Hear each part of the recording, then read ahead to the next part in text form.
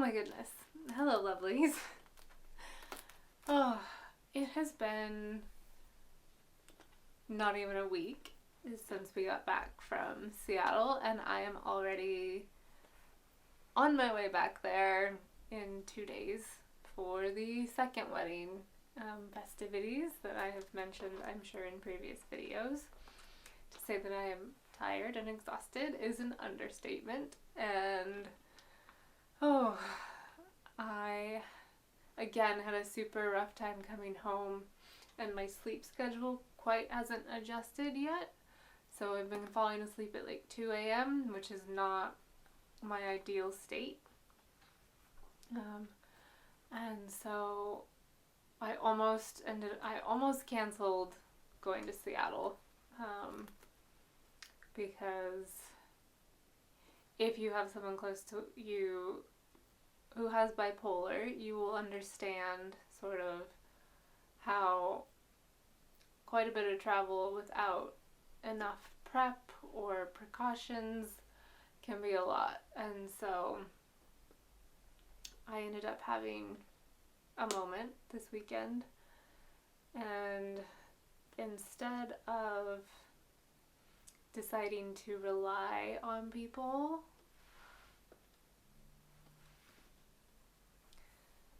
and instead of deciding to just go with the flow and try and stay with friends and do all that, I ended up just booking some places where I know I will have a bed, I know I will have quiet time, I know I can just retreat to at the end of the night, because realistically, I'm not going to be able to pull an all-nighter like some of my friends are.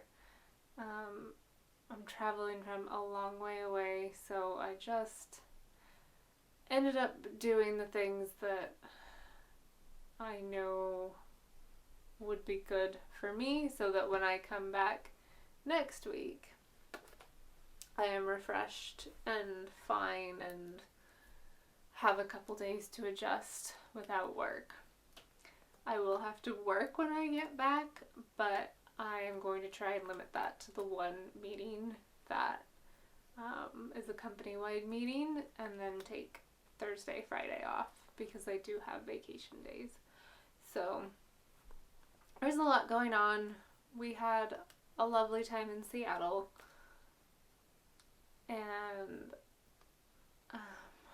beautiful fall weather. And then, yeah, I've been back. It's just been a little exhausting. Quite a few rot days. And then trying to slip back into work last week was super rough. So I'm hoping to be able to mitigate some of that this next week. And yeah, I wish I could say that this was the last of my travel for a while, but I have a work trip to Vienna coming up. I also have to go down to London at the start of November for team offsite, and then I really need to go back to Phoenix and see my mom and my dad. Otherwise it will have been a year since I've seen both of them. I saw my mom in Pennsylvania, but I'm just not okay with that amount of time in between seeing my parents together. So, and then I'm hoping come December and January, just time to rest, be merry, enjoy the holiday season. I really could not have foreseen how quickly this year would go, but actually no, that's a lie. I knew around June that it would just become absolutely crazy, because I feel like when you have international travel coming up, like I have so frequently, it makes things go by quicker, because you sort of have these points that you're anticipating. And so here we are. It'll be the middle of October when I get back. I mean, it's almost very nearly the middle of October. So, yeah. The other really difficult thing with travel is it just interrupts my routine no matter what. So, and especially this time, because now I'm like starting to get back into it with Vogue, and now I have to leave again. So, I really don't desire this sort of travel every 2 weeks.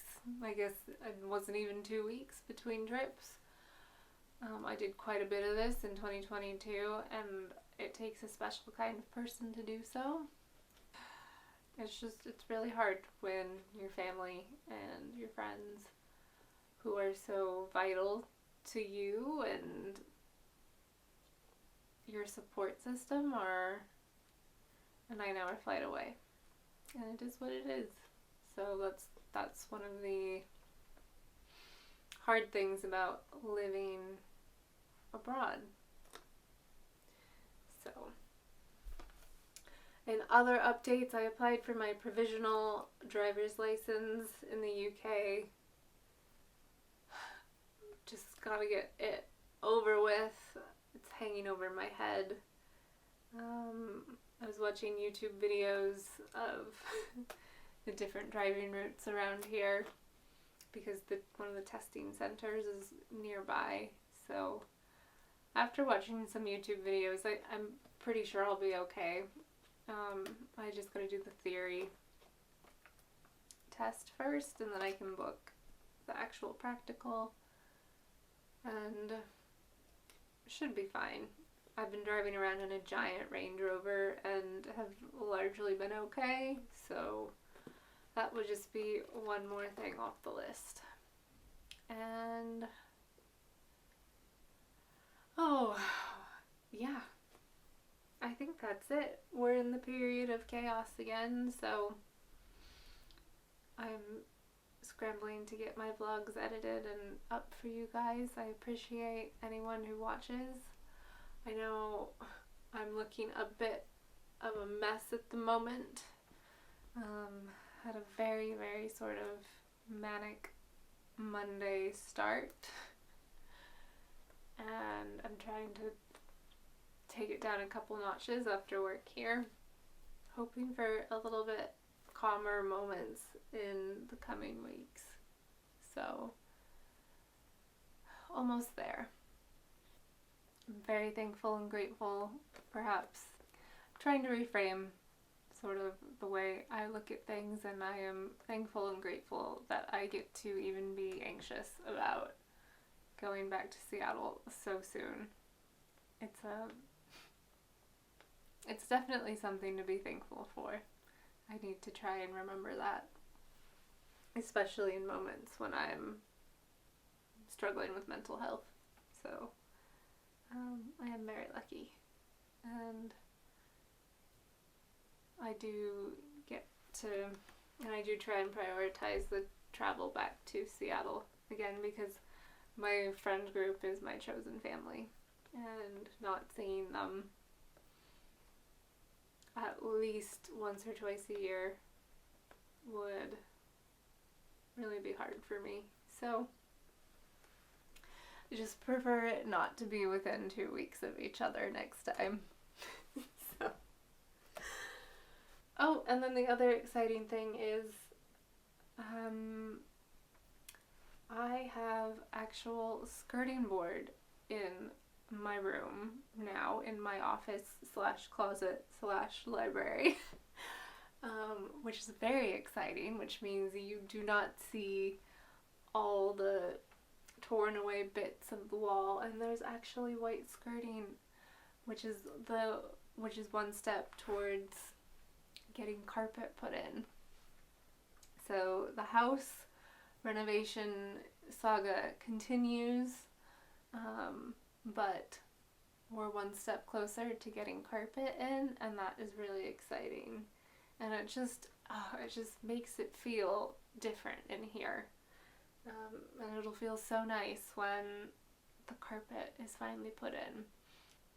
Jay is hoping to get the main bedroom done while I'm gone, and I think he might be aiming for the whole upstairs, which would be I think it would be doable. It goes pretty quick. I think the worst part is just moving the furniture out of the way, and we just got a new bed, so that's very hard. Hopefully here within the next couple weeks we'll be able to get carpet put in, so that would be really exciting. But I have no idea what the wait time is on that. No idea. So that's another thing. It could be like the kitchen and take 4 months to get someone, but the skirting will be done, and that will be a huge thing. And then I think the next thing after that will be new doors, and then the bathroom. So never a dull moment here, I will say that. So I do need to pack. I'm taking the big suitcase again, because back to the storage unit to grab some things to bring back again, and a full day of work tomorrow. And then I'm hoping I will actually have some time to spend in the lounge before my flight on Wednesday. I just feel like the last couple trips down to Heathrow have been so hectic because basically the Croatia flight, almost missed the flight. The flight back to Seattle for the Bachelorette, didn't have enough time because we didn't leave on time. This flight, this last one, we had the most torrential downpour in the UK, and some of the roads were flooded. Like our main route out of our town was flooded, so we had to take the back roads. And then obviously the entire way to Heathrow was just, I think, 40 or 50 miles an hour, which is a long ways to go at that speed, and so it took 2 hours. So I don't have an early morning flight for the first time in a long time. So no getting up at 4 or 5.